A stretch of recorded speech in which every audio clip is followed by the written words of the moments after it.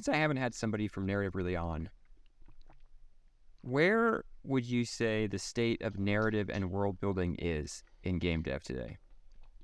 Oh man, this is interesting. This is all over the place. I don't know that there is one like landscape that accurately captures it. It's the state of world building for me is I tend to err on the side of less world building, but I know that when I go work at when I go in house or when I consult in companies, they want more world building. But I think that it is a world building is a place you can get lost in the weeds and spend a lot of time and emerge without much really to show for it except explanations for certain flora and fauna or you know phenomenon. I'm much more interested in cultures, in people, in conflicts, in cultures, in the myths that they tell, in the stories, the way they view the world. I look at yeah. So that's the approach that I take is and I don't see it too often in games. Um, I every time I see it, I love it. Right, I absolutely love finding this. Um, but it's hard. It's a hard thing to parse for a lot of folks. World building is a thing that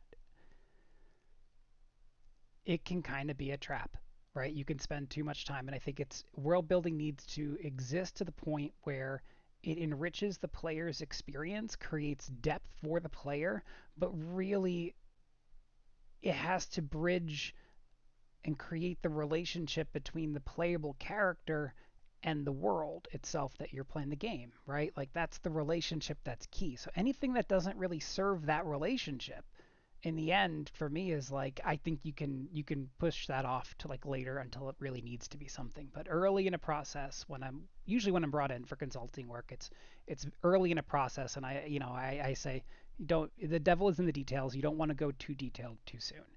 Start big, start broad, start with the things the players are going to remember the most. And the state of narrative is always tricky because narrative often gets a short end. They really, a lot of times I've seen narrative taking the blame or being the ones that have to be the bad guys, or I've seen narrative be thrown under buses or say like, hey, narrative is trying to be an IP police or narrative is trying to say no, and I think to myself like the amount of times I've really tried to say no to things, um, it's very rare. It's only when it's like a blatant copy of something that's already on the market.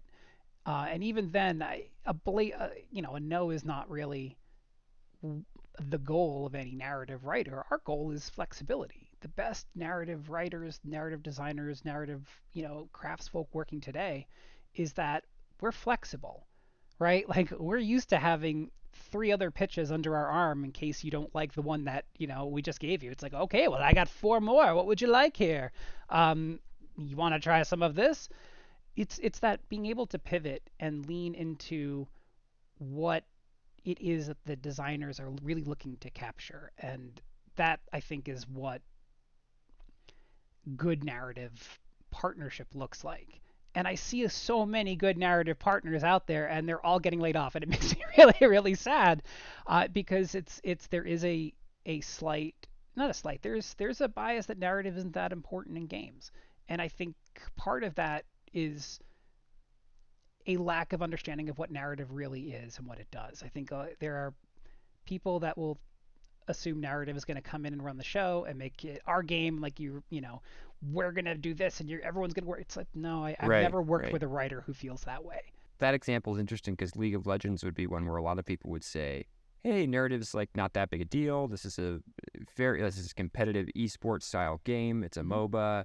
Play the same map over and over and over again. There's not necessarily well, there are factions and there's a world behind it. There's a lot of IP, and Arcane and other things are evidence of that. When you're actually engaging with the game, I think a lot of people would point to this and say, "See, this is a great example of when narrative isn't important." And I disagree, but I think I want to hear why you disagree, if you disagree. It comes down to one of the elements of narrative being story, right? Story and narrative are not the same thing. Um, there's I break it down this way. There's there's narrative, there's story, and there's writing. Narrative is what we're doing it, how we're doing it, where and when. Story is why. It's the emotion, right? It's the who. And writing is just the craft. It's the execution, the detail. It's the specifics, right? And those three things, those three like legs of this table, this wobbly table, are they're not the same. And you will have people who work in narrative who excel in one of those three or all three. It's very rare to get all three, or two of those three. So the reason I think League, and to bring this back to League, is League lives and dies by its roster. And the most important thing about any story is that it's about characters. Character is story. Story is character. You don't have stories without characters.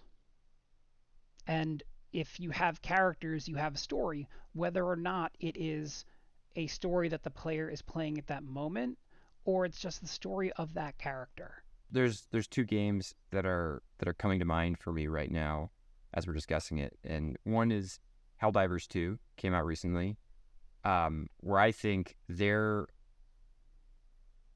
narrative, the thematic cohesion of that is just brilliant. Yeah. And that they've got sort of a mocking themselves while also like holding themselves up as we're the ultimate patriots of Super Earth, and I mean, and fighting the evil bugs, and like everything about it, it comes together, and it's fun. It's a fun theme, and the game is intended like that's the primary. Like you play Amnesia: The Dark Descent, where it's not really about fun in that way. But Helldivers 2 is like this is supposed to be fun. But you're talking about like getting right back into it. Like your Helldiver dies, and it's just like, well, here yep. comes another one. Like go again.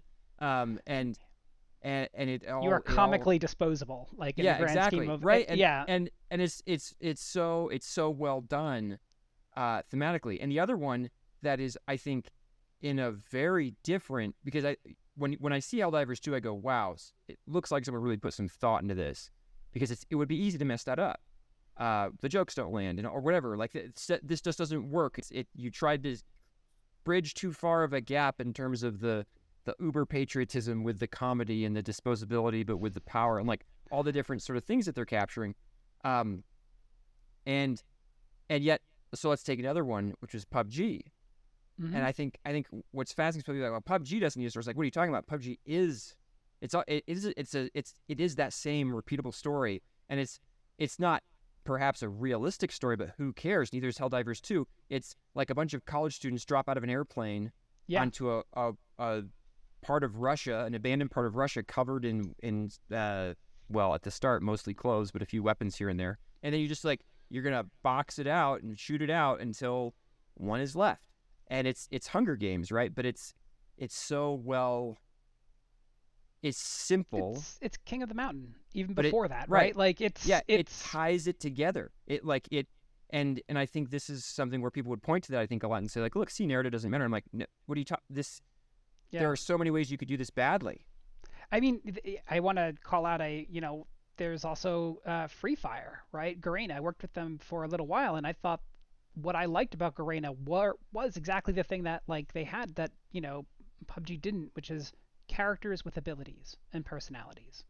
And I was like, yeah, this give me that in the battle royale, right? Like Apex Legends did that really well. Yeah, and they got it too. And that's when to me, it's when you get that character flavor. And you talk about like state of world building and state of narrative. One thing that's so fascinating about Helldivers 2 and Pal World and is that they are synthesizers, right? Like they are taking very specific parts of IPs that other people love, and I'm not. This isn't like taking like they're not plagiarizing. I don't want to get into that part, but they are really close visually and aesthetically and thematically to a lot of other, franchises because those franchises are not making the games that the player wants. And I think that's an interesting angle for narrative and world building right now in terms of the state is like games are becoming a lot easier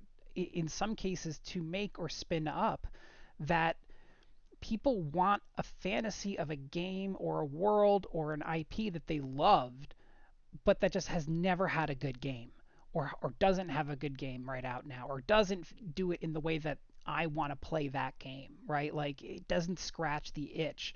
And what happens when you get there is you get these synthesizer games. Like I look at Halo, right? And I remember looking at Halo and thinking, okay, so we got some Protoss feeling characters, we got some Zerg feeling characters. Okay, I know where I am. I know where I am, but it's not that game. It's not StarCraft, right? It is Halo. It's its own thing.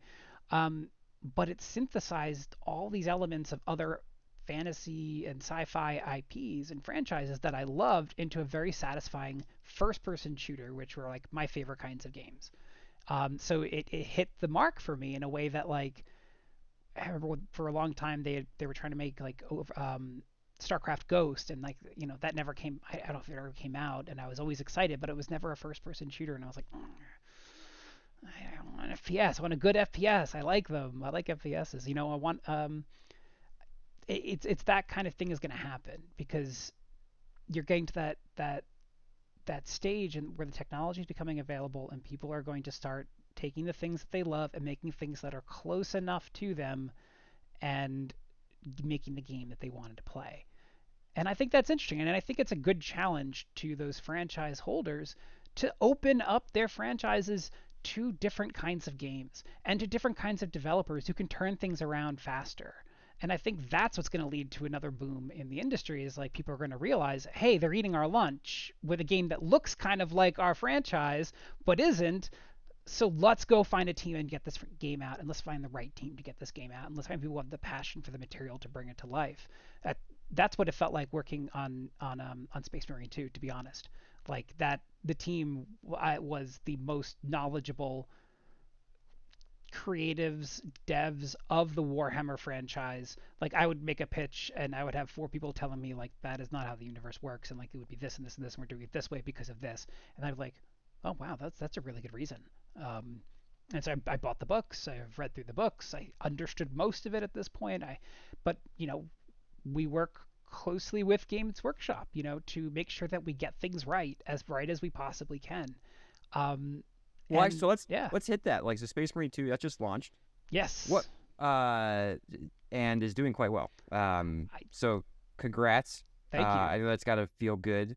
Um, There's a lesson from writers' rooms, which is the writer credits the room and the room credits the writer. The team on Space Marine 2 are passionate, dedicated. Ollie is the creative lead. He broke that story down and made it clear to all of us other writers. Randy Bigel wrote a ton of it. Kim Smith edited so much of it. Evgenia, she like I could just like sing the praises of the people that I worked with because they all made like the stuff I did look really good. And I hope I helped out with them. Like Craig's team there on Space Marine 2 was wonderful. It was just a beautiful, beautiful process to be a part of. And I was talking about writing directly into a live. Like you're writing your drafts and cutting them apart and rewriting them, and that it's like live writing, and it was very exciting. I'm still getting to do some stuff with them now, and it makes me happy because I get like I've had a year now for all of the lore and the world of Warhammer to kind of compile in my brain and start making sense. so what was your role? So you're doing a lot of writing. Mm-hmm. Why did they bring you in to help them out with this? I think they were at that spot where the rubber is meeting the road and they don't have enough writers to actually get all of the content written, and they needed somebody who could work quickly in with an IP, learn IP rules, not afraid to make any mistakes, and not afraid to put out a bad. I think I told them in my interview, I was like, look, here's what's going to be. I'm going to write a really bad draft, and you guys are going to hate it, and I'm going to be okay with it. Like it's not going to hurt my feelings. Like I will then write a better version, and we'll get it there. And they were like, yeah, that sounds about right. And I was like, cool. I wrote a couple bad drafts and got through, but they needed somebody who could take the PvE characters, the other Marines, and actually integrate like write their stories and their storylines in the ops missions, and also take on writing the PvP Chaos Marines and their like character personalities. So it was a lot of like what I was doing back at Riot, but for a shooter, which was much more fun for me because you get to create very subtle personalities within the archetype, and like they're Space Marines, so they can't have that much personality. But you can basically, you're giving it's a vanilla ice cream cone, but you can put sprinkles on one, nuts on another, chocolate on another, and like that was like you get a little bit of flavor, but the flavor had to match what that character's ability was and what that character's role in the story is, and feel like you were playing like that archetype. And that's where leaning into archetypes and understanding myth and mythology really helps you as a writer, because if you can understand old mythological archetypes, you know who you're writing, right? You know how to update them. If you understand the Jungian archetypes, you know how to put psychology onto them. And then if you understand the modern tropey archetypes, you understand how to make them relevant. Interesting. So I was going to ask a different question, but now I want you to kind of go walk through that. So you're writing characters. You talked about mythological archetypes, Jungian archetypes, and modern tropes. And this is how you were. I assume you used a model like this, at least intuitively, if not quite explicitly, as you were developing characters for Space Marine 2. So I'm curious now. Like, walk me through more of that. Give me some more. Yeah, Put some meat yeah. on those bones. You look for, all right. You take Decimus, right? Okay. Randy had mentioned that this Decimus would be the character that had black marks on him. He's like the Space Marine who is probably a little bit too rabid, too. And I was like, okay, that's all I need, right? That is the starting point. You're gonna go Ares. He's God of War, right? Like and I mean not like God of War, Santa Monica Studios, but like the old God of War. Ares, Um, Mars, the god of yeah, war, in the pantheon, the Greek Roman pantheons type thing. yeah, he's gonna be the one who is bloodlusted for a Space Marine, and so then you write the loud version, and then you think, okay, he's a warrior archetype now, as they all are, but like specifically, he's a warrior who is straining at the bit a little bit, who is probably feels like he wants to go further than what the Codex Astartes would allow. He would be disciplined, and he probably knows he has to hold back, and when he's in the heat of it, he won't be able to. And that would jive with this gameplay of like having that kind of the hook and the pulling close and really getting into the melee aspect. And he's the one that like he wants to see blood fly the most. And then when you look at that into like more modern tropes, you begin to see why would he be this way? Who he's been, through so many surgeries and procedures to become an ultramarine. He doesn't believe necessarily wholeheartedly in the causes, but he is just that rabid dog that's on your side. And that becomes like, I'm trying to think of there are plenty of good characters like Trevor from GTA, right? Like that's the extreme version of that kind of a character. It's the one if he likes you, he won't let you down. Now, of course, Decimus is a berserker. He's still he's never going to let his brothers down. Thank the Emperor he likes his brothers, because he has to, because he will. And that became kind of the fun of writing that character. He's the one that wants to be he's the closest you'll get to Unhinged. And then you contrast him against Straben. I never know how to say his name. And Straben is much more. We joked that he was almost like just like, yep, I am full blanked out. Like I am just the Marine that you attack. He will speak exactly, explicitly like a Marine with almost no personality.